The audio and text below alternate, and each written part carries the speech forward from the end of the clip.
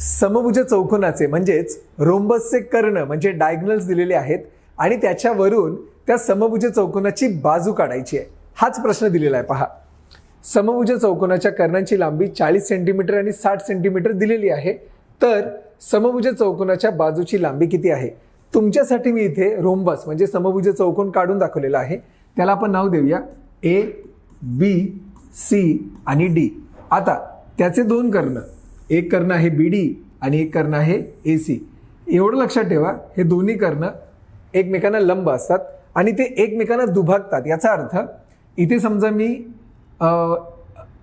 E लिहिलं, ठीक आहे, तर डी ई ची जेवढी लांबी असणार तेवढीच लांबी ई आणि बी ची असणार. त्याचप्रमाणे ए आणि ई ची जेवढी लांबी असणार तेवढीच लांबी ई आणि सी ची असणार.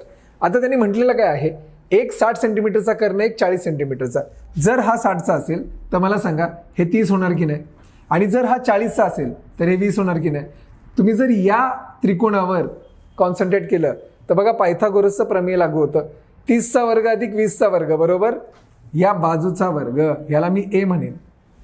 30चा वर्ग अधिक 20चा वर्ग किती होणार? 30चा वर्ग 900, 20चा वर्ग 400, 900 आणि 400 ते येतं 1300 आणि 1300चं वर्गमूळ. 1300चं वर्गमूळ याचा अर्थ 100 गुणिले 13. हा 100 जेव्हा बाहेर निघतो तो होतो 10 आणि वर्गमुळात 13. ही झाली बाजू समभुज चौकोनाची, जे आहे आपला ऑप्शन क्रमांक 2. बघा आहे की नाही सिंपल. व्हिडिओ जर आवडला असेल तर नक्की लाईक करा.